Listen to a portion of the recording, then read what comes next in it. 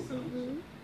Então, eu gostaria de dizer que é um grande prazer para mim estar aqui, atendendo esse convite que, de fato, funcionou para mim como uma convocatória, a qual eu não poderia fugir por causa dessas parcerias que o Dr. Ângelo falou aí a respeito do Encontro Internacional de Direitos Culturais.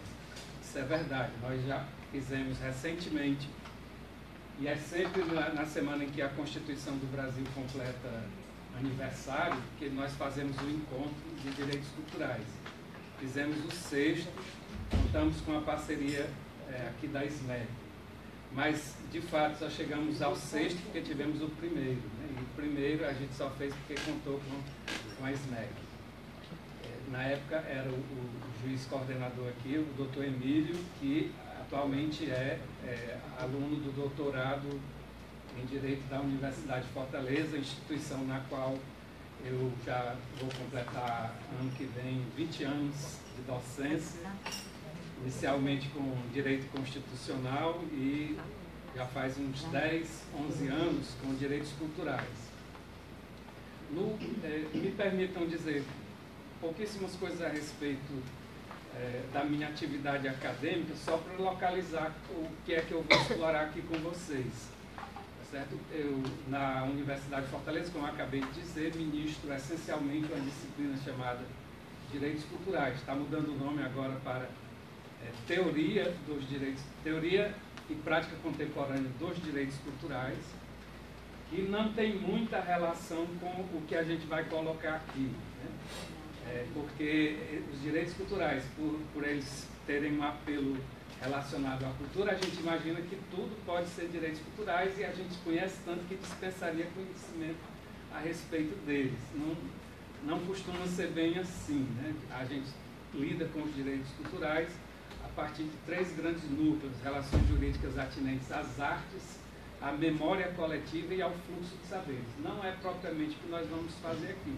Aqui é mais uma atividade que, como diria Bertrand Russell, nós a fazemos para o desenvolvimento de musculatura intelectual. Então, eu imagino que o que nós podemos fazer hoje à tarde aqui é algo semelhante a um banquete ao qual vou me referir um pouco mais adiante no esquema que eu preparei.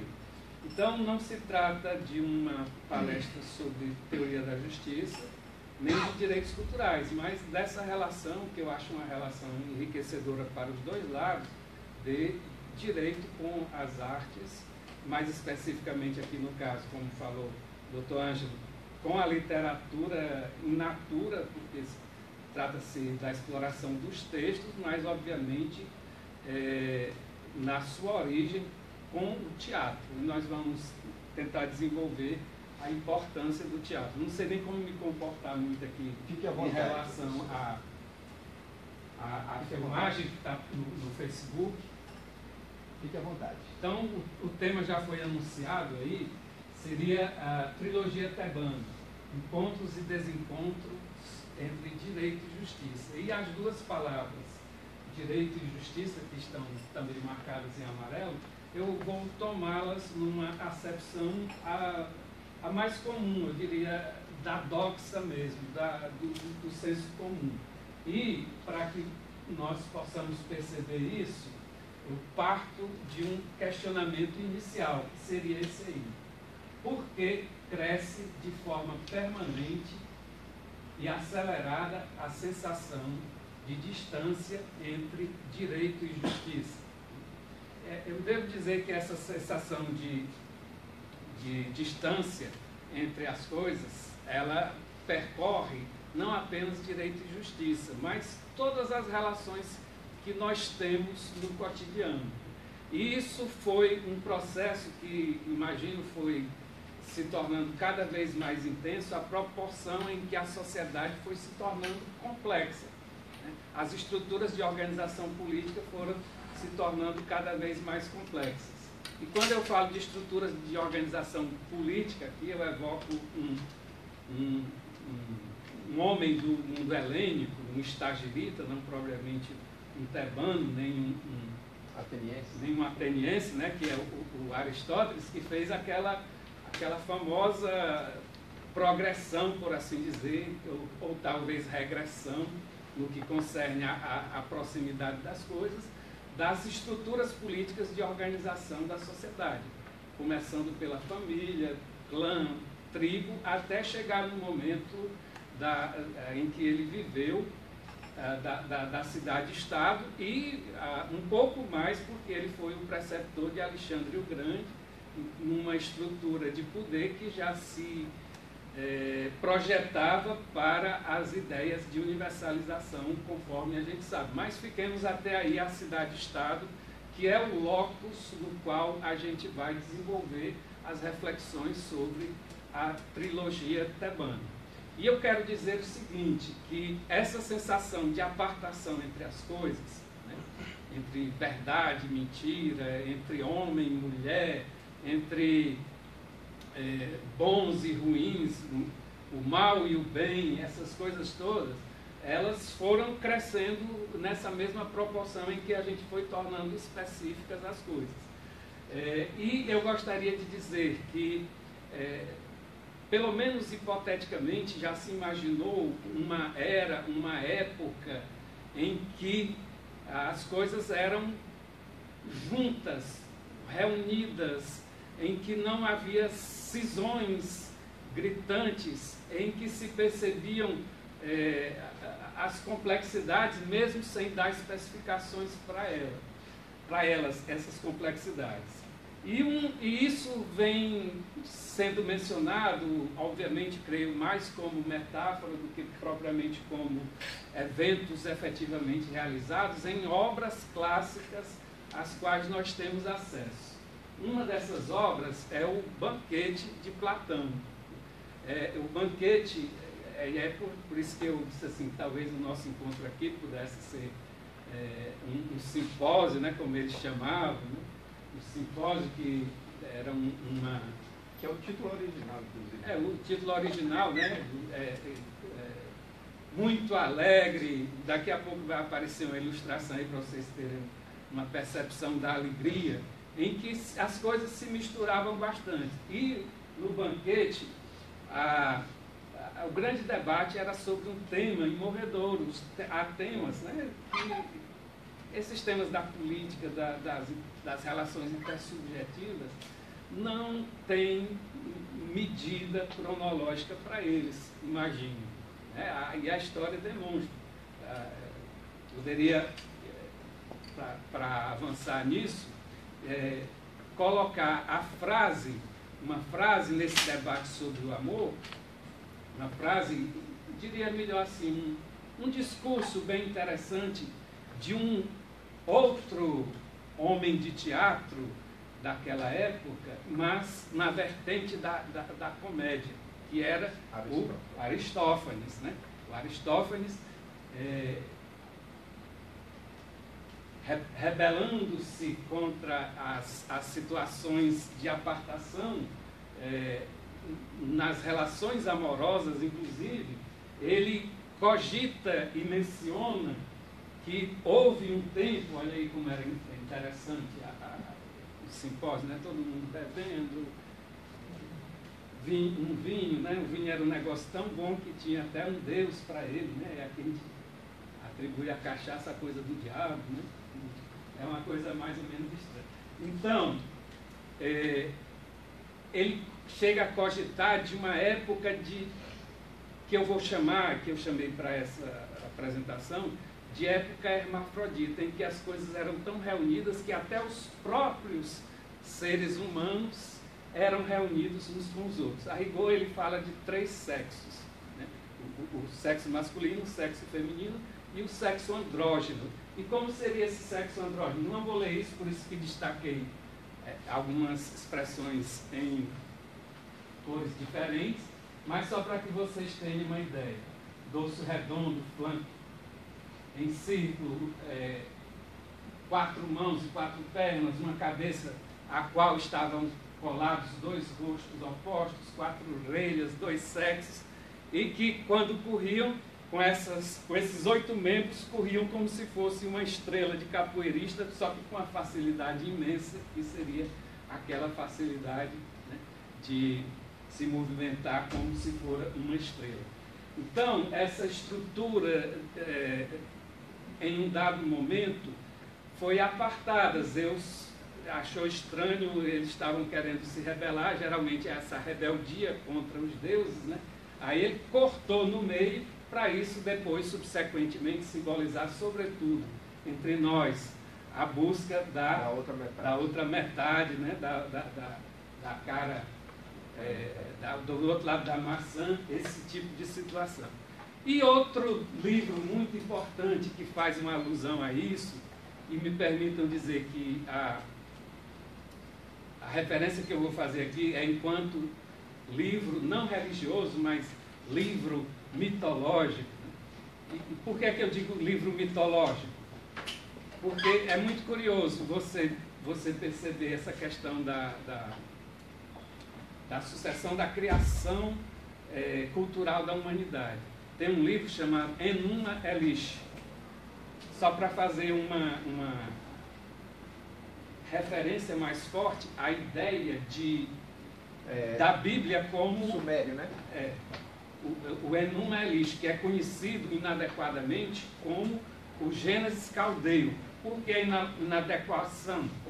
Porque ele é anterior ao Gênesis, né? Então, o Gênesis é que seria o Enuma Elish judaico, né? E a história, só me engano, a história, o El Gilgamesh, que é a história de Noé, está em Gilgamesh.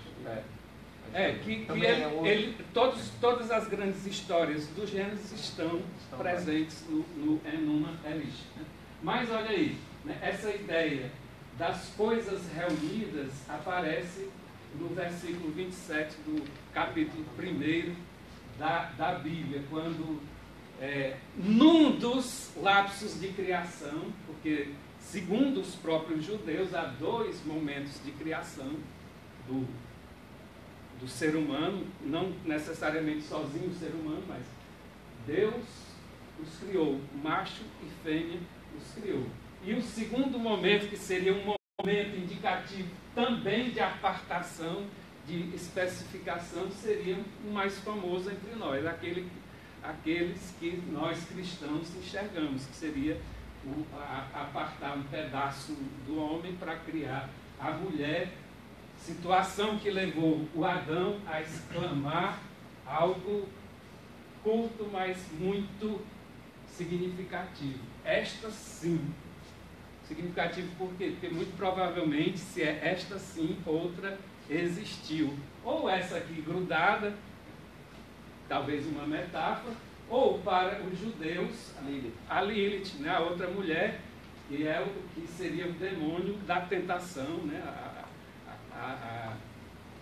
A figura feminina da tentação em face dos seres humanos. Então nós temos, dos seres humanos, no caso masculino.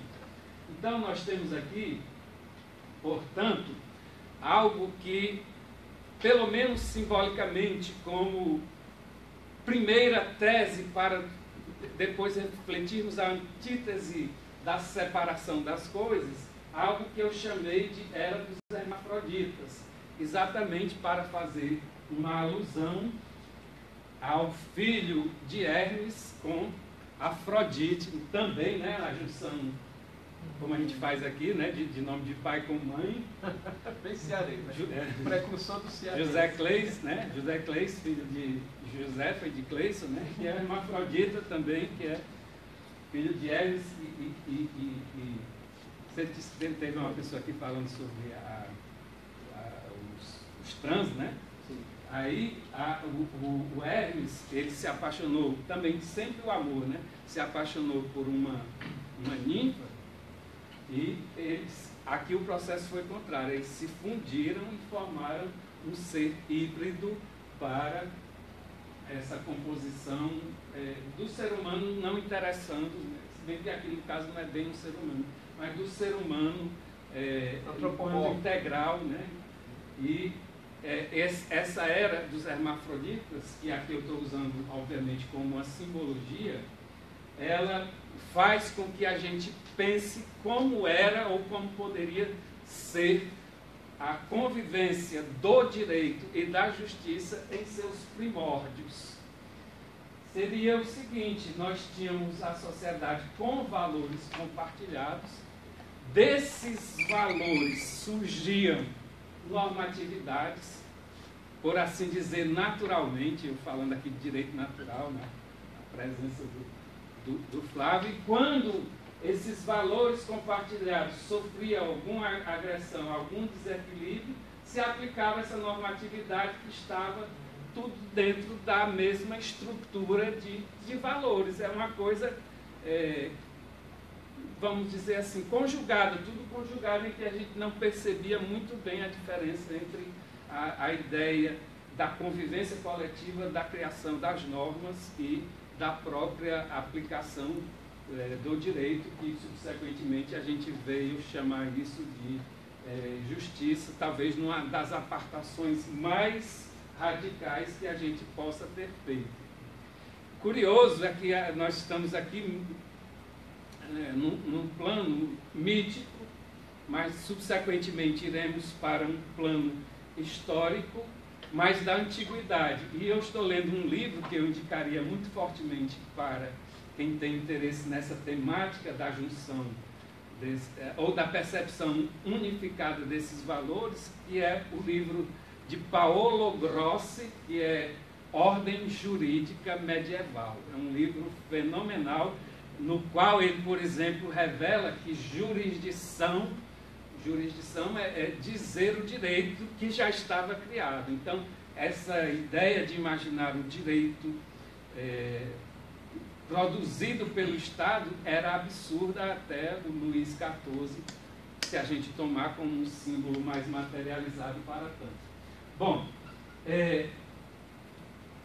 subsequentemente a esse primeiro momento de organização político-afetiva, que era a família, que passou para outros planos, naquela progressão já mencionada aqui por Aristóteles, aí os cismas entre as coisas começaram a aparecer.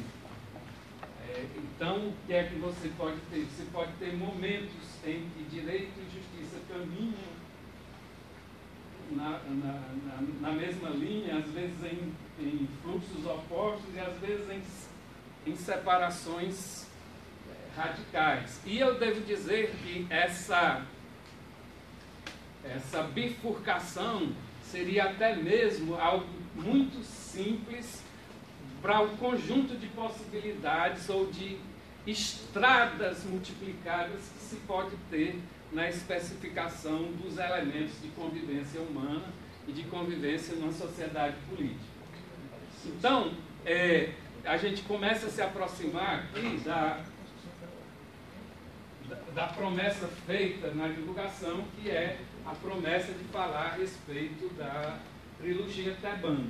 Mas devo dizer o seguinte, que é importante a gente localizar onde essa trilogia tebana veio a público. Né? Ela veio a público, em termos cronológicos, no chamado século de Péricles. Péricles, que governou Atenas por 32 anos, que a ideia de século não era necessariamente 100 anos, mas um período marcante. E nós estamos aqui num momento glorioso da organização sociopolítica da humanidade, numa cidade riquíssima que praticava a democracia direta, com as limitações que todos nós aqui sabemos, e que, além de tudo, começou a fazer especificações intensas nos planos vitais, nos planos de convivência. Aqui mesmo você começa a perceber a reunião de filósofos, matemáticos, aqui um teatro, aqui um templo religioso, ou seja, as especificações começam a surgir, mas apenas começam conforme vocês vão ver. Esse século de Péricles é um século muito indicativo de que as coisas começaram a se separar, mas ainda estavam próximas. Péricles, aliás, é uma figura importantíssima nesse campo da cultura. O primeiro cargo público ocupado por Péricles foi o cargo de corrego. Corrego é uma palavra que às vezes não soa familiar, porque já assumiu, praticamente já assumiu da nossa convivência social e, sobretudo, da nossa dramaturgia. O que era um corrego? Era a pessoa que financiava o coro das peças teatrais. Não com dinheiro público, mas com dinheiro próprio, porque o cidadão se caracterizava como mais cidadão ainda se contribuísse com o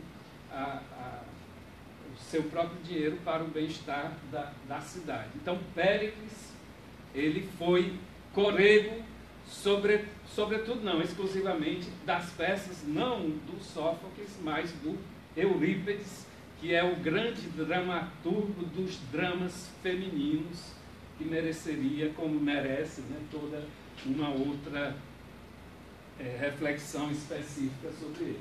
Então, esse século de Péricles, século V a.C., ele nos convida a escolher o teatro como um elemento paradigmático, um elemento inspirador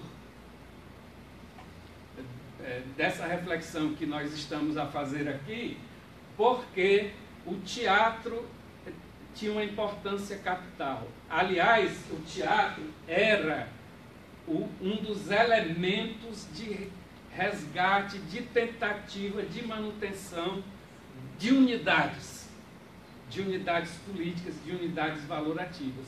E era um elemento, portanto, de coesão, mas não deixava de ser também, pela qualidade da produção que exibia, um elemento de reflexão também sobre o status quo. As peças reafirmavam valores, mas ao mesmo tempo elas traziam alguns elementos indicativos que pudessem apontar para mudanças que não fossem eventualmente mudanças radicais. Aqui é uma foto do Teatro de Dionísio, que fica no sopé da Acrópole. Se alguém aqui já foi em Atenas, sabe que lá em cima tem o templo da deusa Atena, e na base está o teatro, que abrigava 7.000 pessoas, né? Portanto, quase toda a população, portanto, indicativo de uma tecnologia teatral absolutamente importante, porque você falar num espaço aberto desse e todo mundo escutar não é brincadeira, né? Então, esse é o teatro. A trilogia tebana, por qual razão? Porque ela foi apresentada nesse período, mas ela se reporta a vários outros períodos. As histórias se passam no chamado tempo heróico, mas fazem várias referências aos chamados tempos míticos. E isso para o passado e para o futuro foi como disse o Dr. Ângelo, né? São peças com temas atemporais e cheias de conflitos entre direito e justiça. Então, essa trilogia tebana é uma trilogia composta por essas três peças: Édipo Rei, Édipo em Colono e Antígona. No rigor do que os gregos do século V antes de Cristo entendiam por trilogia, essas três peças não poderiam ser assim consideradas. Por qual razão? Porque elas foram escritas em momentos diferentes, momentos bem diferentes, e imagino que falarei desses momentos quando for apresentar cada uma delas e nelas tentar evidenciar pelo menos um conflito que aponte para encontro ou desencontro entre direito e justiça. Então, a trilogia, a rigor, era que quando nos concursos teatrais um autor apresentava 3 peças naquele momento. Essas 3 peças foram consideradas uma trilogia pelos modernos, obviamente não pelos daquela época em que elas foram encenadas. Mais uma situação preliminar que é indicativa ao mesmo tempo de separações e unidades ainda, é aquela que é exibida pelo conhecimento de algo mínimo da biografia do poeta. Do Shakespeare chamam de bardo, né? O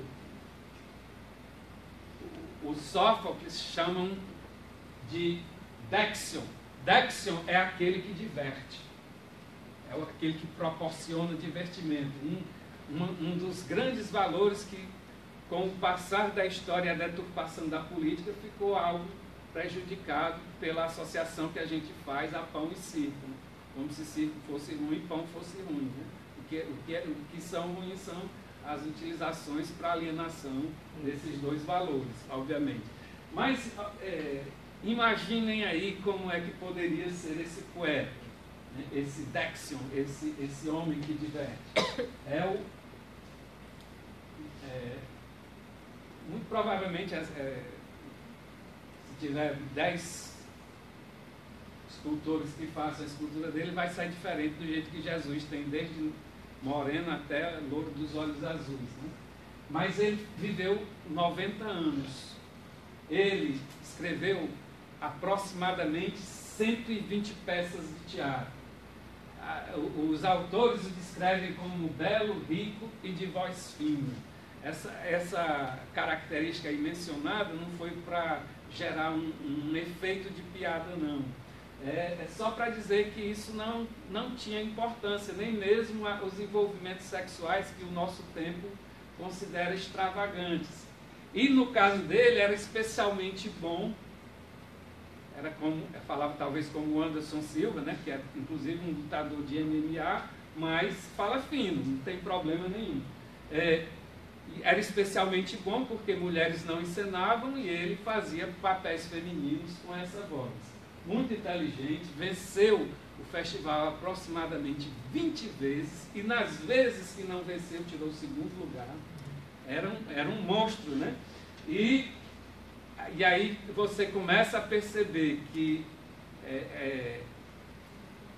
há ao mesmo tempo especificações e compreensão da pessoa enquanto ser total, né? Porque ao tempo que ele era uma pessoa que propiciava divertimentos, era também um religioso.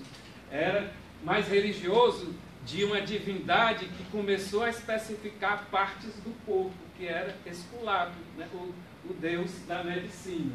Ele foi também, né, um divertidor, um sacerdote e um estratego. O que era o estratego? O estratego era um cargo militar.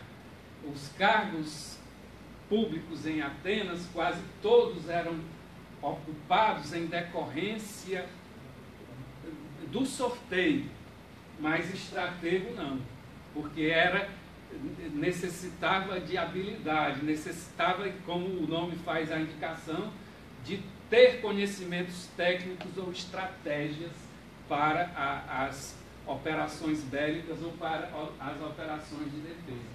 Era também tesoureiro, ou chegou a ser tesoureiro da Confederação de Délos. E, no final da sua vida, já velhinho, ele foi submetido a um processo de interdição por um de seus filhos. Algo que provavelmente repercute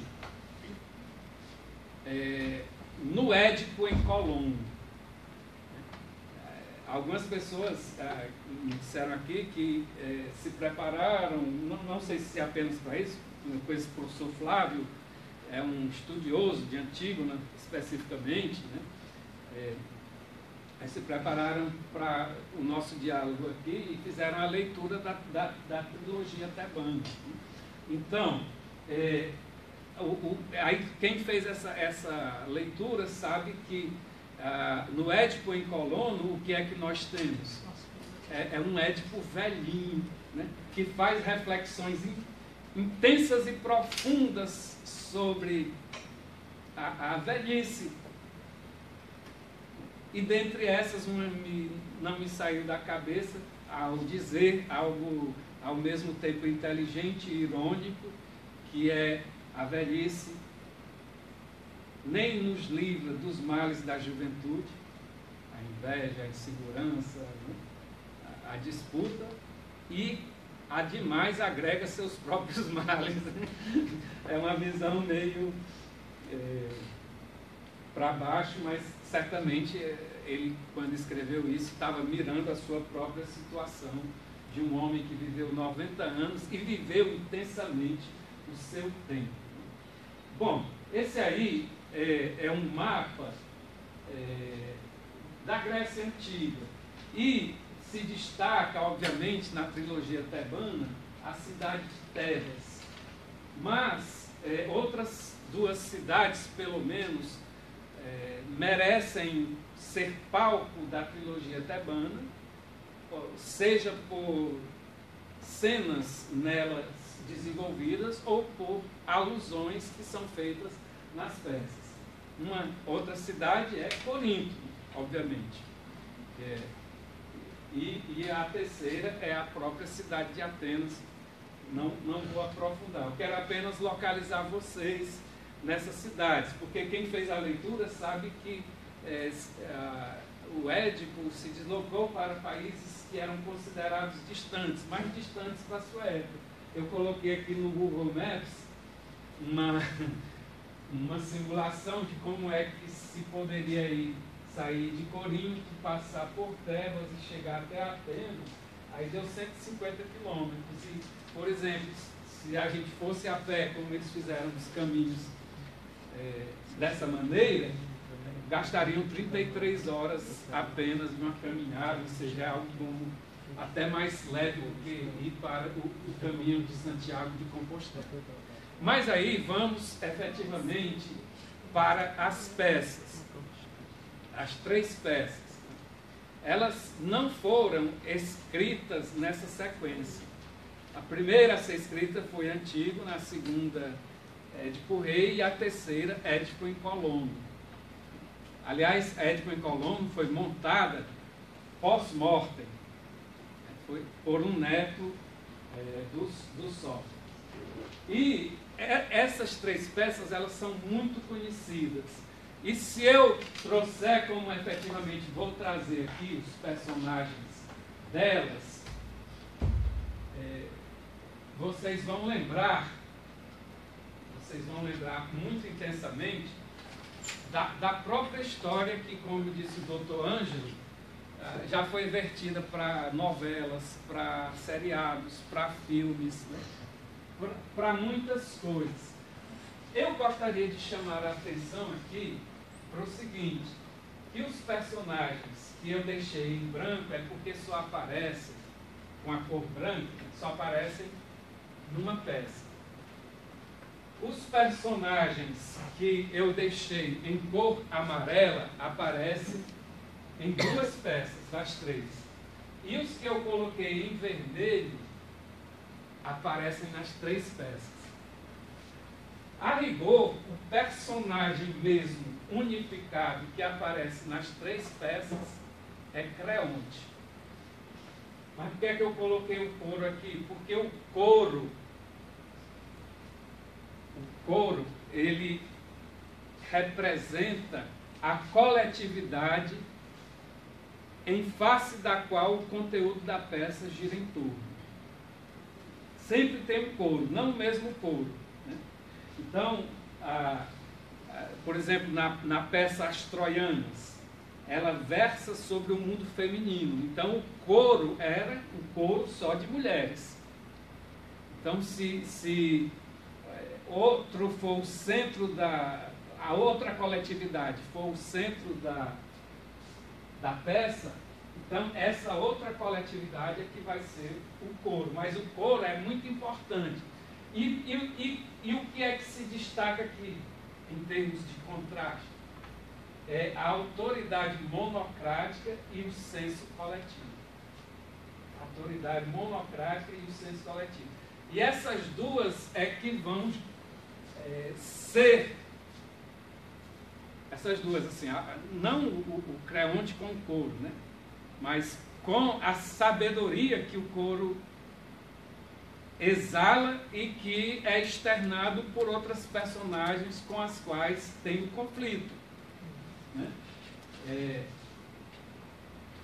É a autoridade monocrática versus o senso do saber coletivo. Então, esse Édipo Rei, me permitam as musas, né? Me permita Deus, no nosso caso aqui, que eu consiga dizer em poucas palavras, porque já é algo compartilhado. Jocasta e Creonte eram os reis de Tebas. Ela ficou grávida e era costume saber qual seria o futuro do bebê indo ao oráculo de Delfos. E o que é que a gente espera, né? Que o futuro seja maravilhoso, mas a resposta para eles veio de uma maneira terrível. É que aquele menino ia matar o pai e casar com a mãe. O que é que aconteceu? Jocasta e Laio, né? Rei Laio, porque Creonte Ah, mãos antigas. desculpe, Jocasta e Laio. Rei Laio. O Rei Laio. Muito obrigado, Flávio. O que é que aconteceu? Aí eles resolveram dar um fim no bebê, mas em termos de peripécia, o menino acabou parando em Corinto, na cidade de Corinto, onde também foi criado como rei, como príncipe no caso. E ao crescer, ele começou a notar piadas de que não seria o filho legítimo, e ele próprio foi à divindade, né, aos oráculos, saber o que é que aconteceria. E os oráculos disseram: bom, você vai matar o seu pai e casar com a sua mãe. E ele achava que eram os pais de Corinto. Aí ele disse: então eu vou embora para uma cidade distante, né? No caso aí, Tebas. E ao entrar em Tebas não, ao ir no caminho para Tebas, numa estrada que havia 3 saídas, a gente mostrou aqui uma bifurcação, né? Mas essa estrada, exatamente nesse ponto, que tinha 3 caminhos a seguir, o rei Laio ia fazer uma missão externa em outra cidade-estado, mandou ele sair do meio. Ele era habilíssimo, matou o pai, que não sabia que era o pai dele, e matou o séquito real, com exceção de uma pessoa. E para ele nada mais foi do que legítima defesa. E ao se dirigir para Tebas, não imediatamente, né,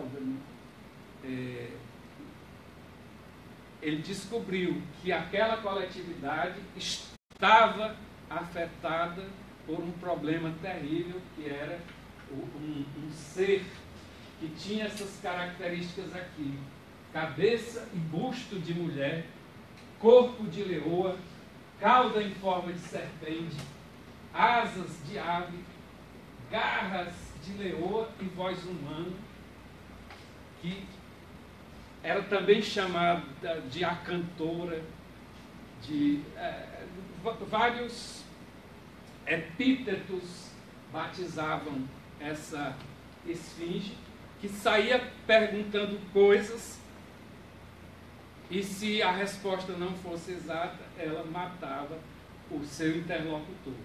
E na vez de Édipo, ela fez a famosa pergunta, que eu sei que vocês sabem, mas vou repetir porque tem correlação com a minha conclusão. Qual é o ser que de manhã tem 4 papas, ao meio-dia tem 2 e ao anoitecer tem 3.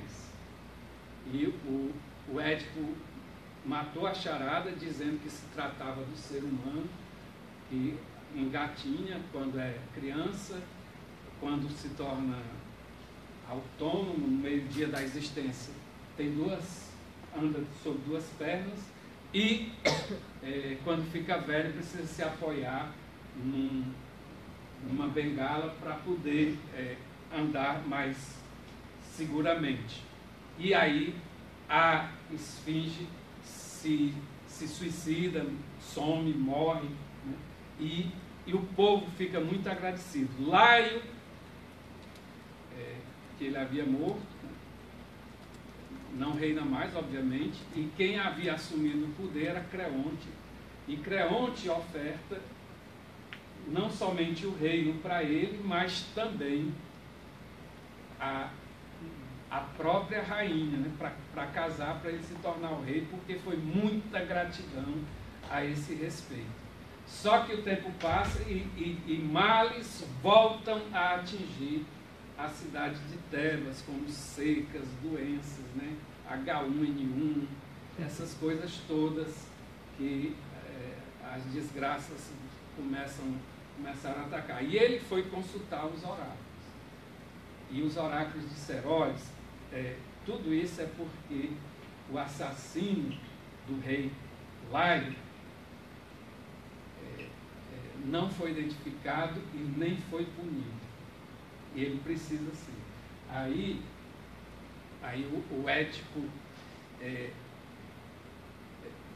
consciente de que havia adquirido todo aquele poder, todo aquele respeito, porque defendeu Tebas, ele proferiu uma invectiva muito forte, que eu cortei aqui, obviamente, alguns pedaços só para a gente lembrar e falar sobre ela.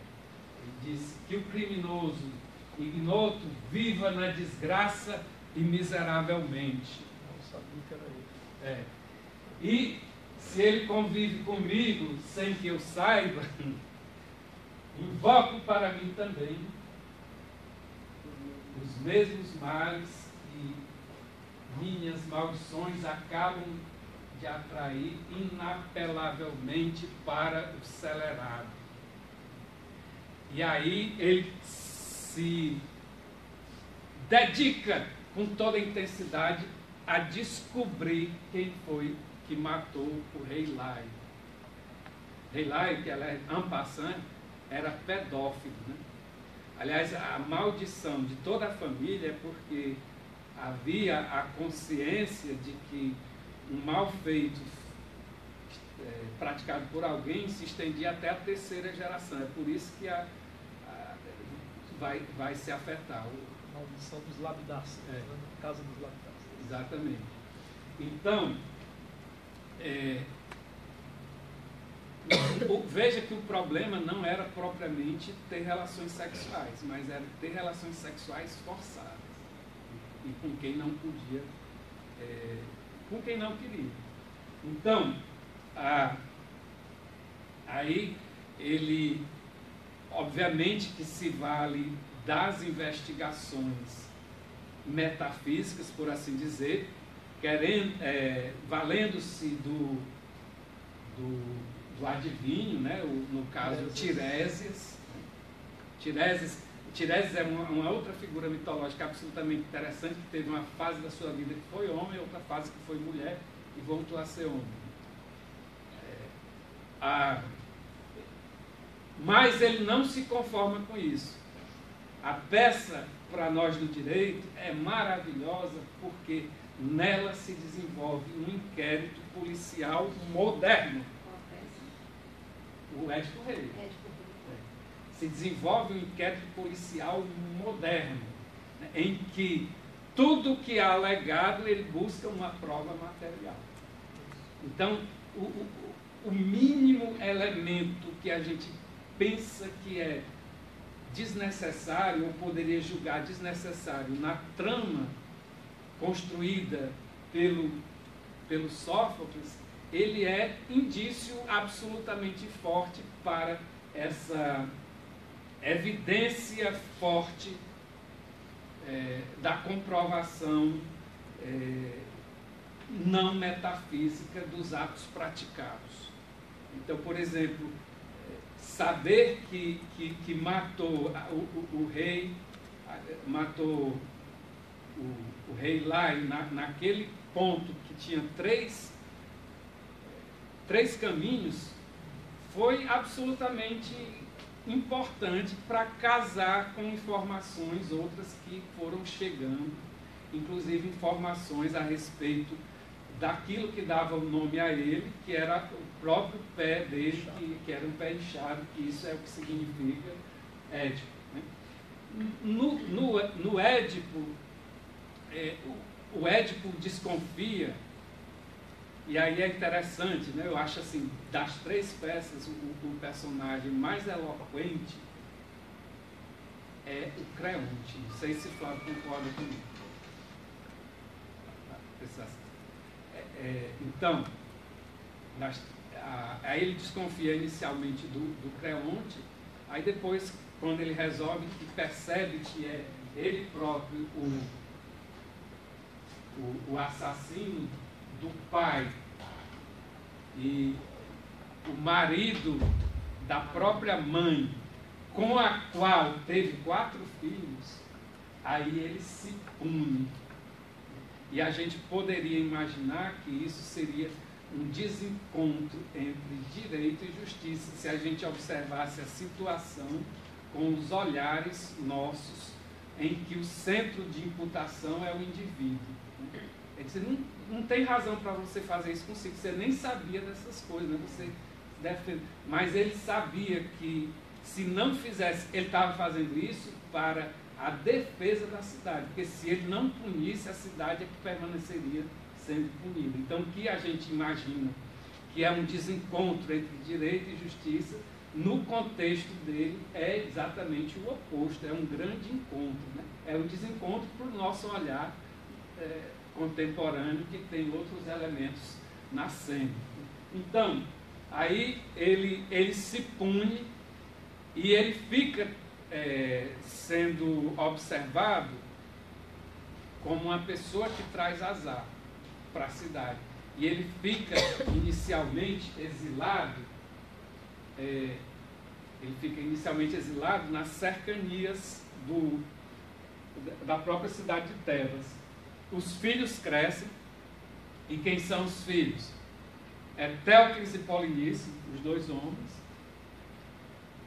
E quem são as filhas? A própria Antígona e Ismênia. Esses nomes são muito importantes por causa das 2 outras peças que eu vou sintetizar daqui a pouco. Eles crescem. Teucris e Polinice vão inicialmente pequenos, e por essa razão quem assume o poder de novo é o Creonte. O Creonte é um vice cheio de sorte, né?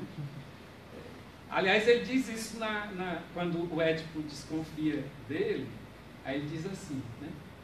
Quem tem mais poder aqui em Tebas, fora você, é você, né? Sou eu que resolve tudo, quase nada chega a você, e eu não tenho os ônus de ser rei que você tem, por que é que eu iria lhe trair? Posição bem curiosa, né? Aí os 2 filhos acertam, Teucris e Polinice, de se alternar 1 ano no poder. Teucris, o mais novo, fica, e passa 1 ano e ele não quer devolver o poder. Aí acontece algo que poderia compor uma tetralogia, e eu vou me referir um pouco mais adiante. Aí, quando os 4 já crescem um pouco, já ficam na idade de assumir as coisas, aí o Édipo resolve tomar um rumo na sua vida e vai para a cidade, vai para Colono. Colono é um lugarejo que fica nos arredores de Atenas.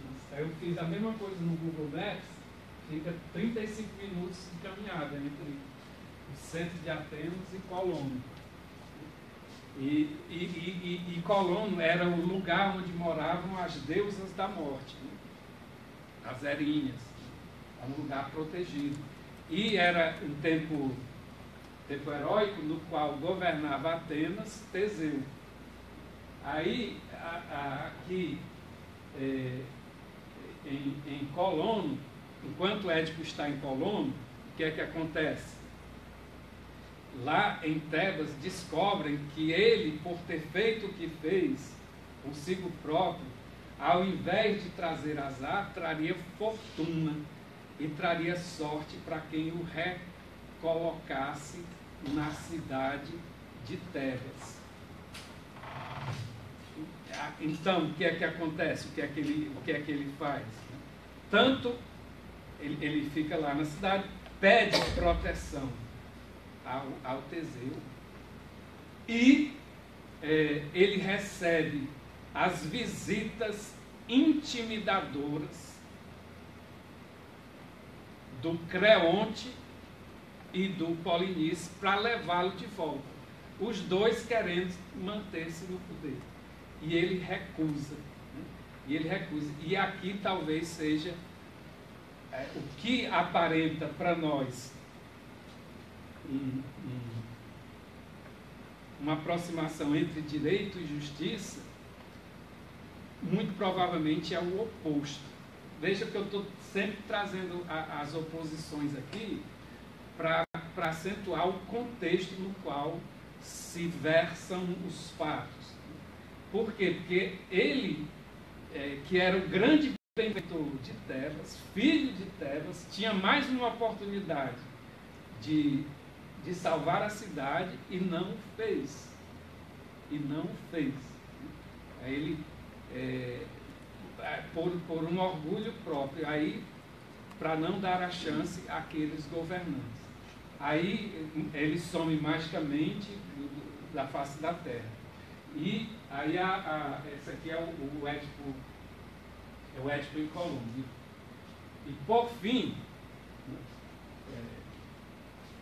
aqui é uma frase que eu tirei da peça, né? O fraco vence o forte quando a causa é justa. É uma grande aspiração que, uma vez havendo persistência naquilo que ela indica, pode até se configurar como algo que corresponde à realidade.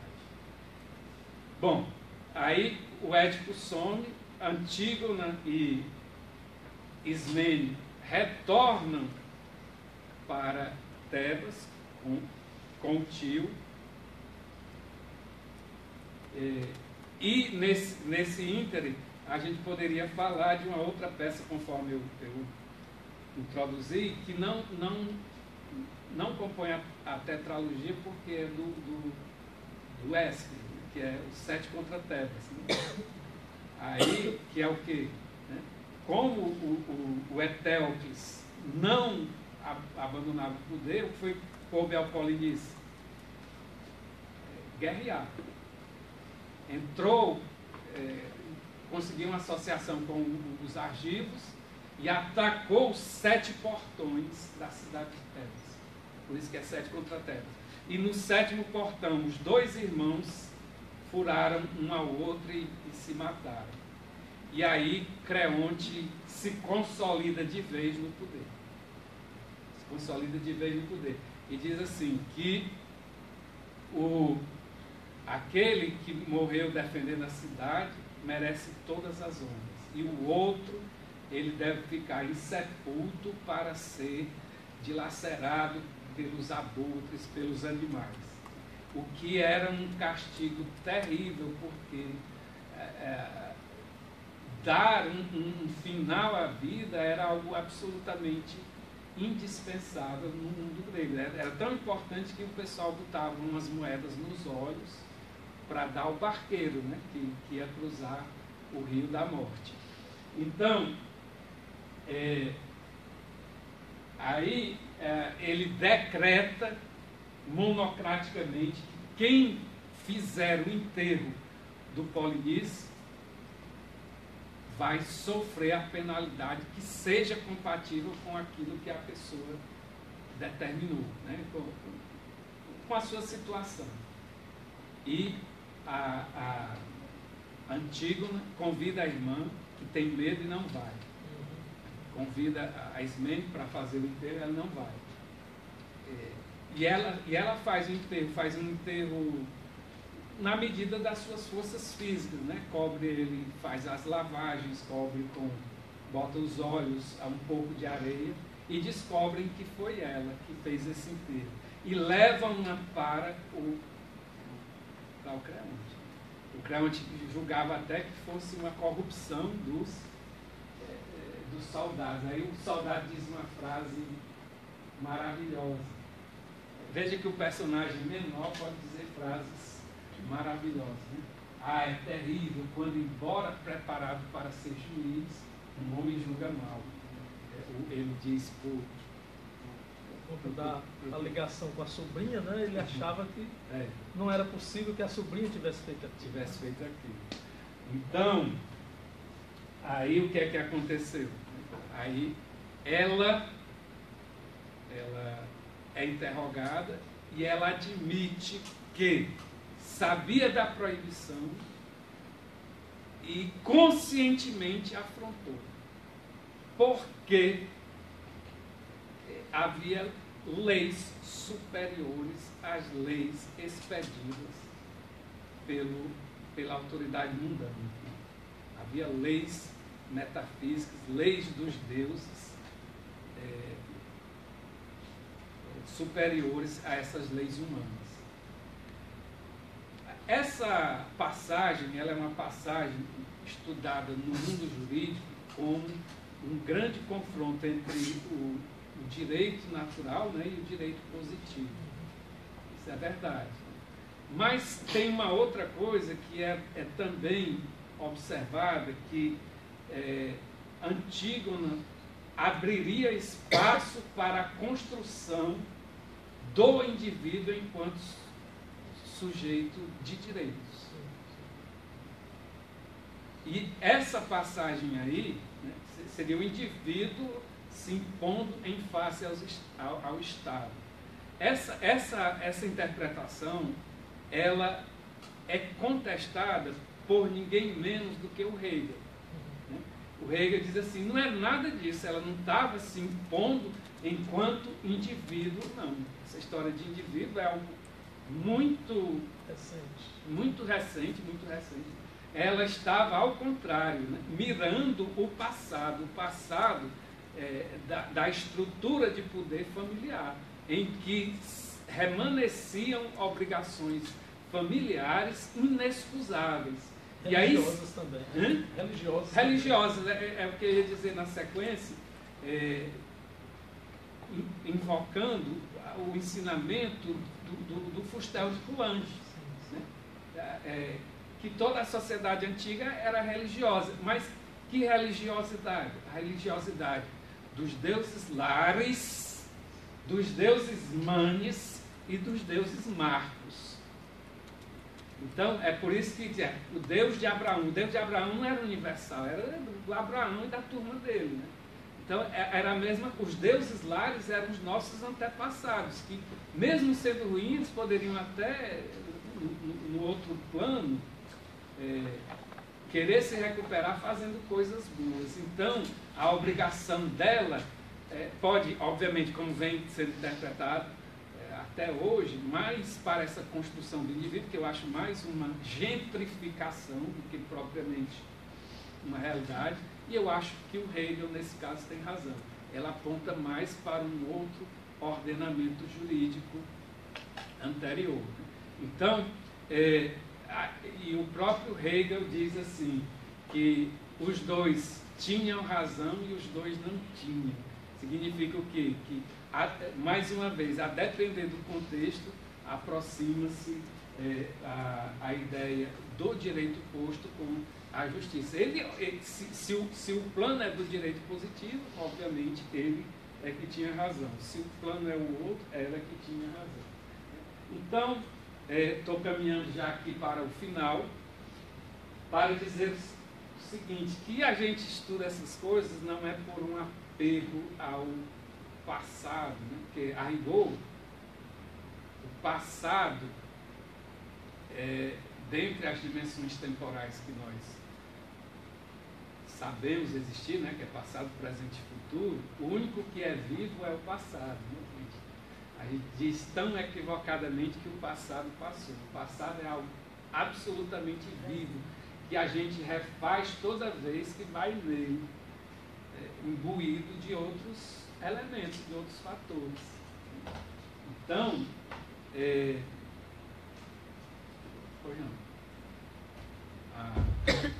e essa sabedoria, como disse o Dr. Ângelo, é uma sabedoria que não se mede por dimensões de passado, presente e futuro. Então, esses elementos que eu tentei trazer de nós entendermos, se nós compreendemos a realidade de uma forma seccionada, de uma forma mais integral, é que vai definir efetivamente se aquilo que nós fazemos aproximam as ideias do ser humano e as ideias correlatas e as ideias específicas que eu trouxe por aqui, que seriam as ideias entre direito e justiça. Veja que a esfinge que lançou o desafio para o Édipo era uma miscelânea de coisas, e me parece que essa é uma metáfora para entender o próprio ser humano, ou então os problemas sociais coletivos. Então, era para dizer que aquela sociedade estava com um problema tão grande que ela poderia parecer encantadora, feérica, mas ela lançava picadas como uma cobra, lançava mordidas como uma leoa, como talvez seja a nossa sociedade aqui, né, nos nossos dias atuais. Aí eu estive pensando assim, como seria uma esfinge nesses nossos dias? Eu acho que talvez no lugar de um rabo de cobra, um AR-15, né? Uma coisa miscelaneada desse jeito. Uma das coisas que eu tive mais medo na minha vida nos últimos tempos, sabe o que foi? Não vou falar dos casos de morte da nossa juventude, não, que é a mesma situação, né? Todo mundo lembrou aqui. Mas foi do carro do Uber, sem motorista. Meu Deus do céu, que coisa terrível, né? Isso é uma situação que pensa em tudo, menos no ser humano. E o pior de tudo é que nós estamos numa situação hoje em dia que a gente avança para bifurcações muito maiores do que o da cidade-estado, do próprio Estado, que seria do pós-Estado. Uma situação absolutamente terrível em que coisas como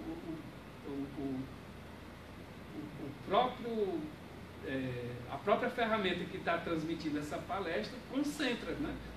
Nós estamos aqui, eu estou cedendo meus direitos, a SMEC está cedendo os direitos, e ficando tudo concentrado em mãos que justificam muito fortemente aquele adágio que diz que quem é eleito não governa, que governa não é eleito. Então, é preciso que a gente enxergue qual é a interrogação, qual é a pergunta que está sendo feita. E parece que é a mesma. A gente precisa responder que é o ser humano.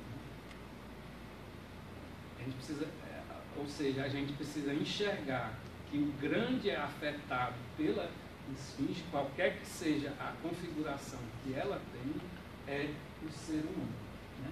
Por isso chego a uma singela conclusão. Eu acho que me esforcei no processo. Por que então, retomo a pergunta inicial, cresce a sensação de distância entre direito e justiça? Eu acho que é porque a proximidade desejada entre direito e justiça demanda encontrar valores comuns e positivos, não por positivismo, mas ideais elevados, dos quais todos possam ser partícipes reais na construção e não meros objetos.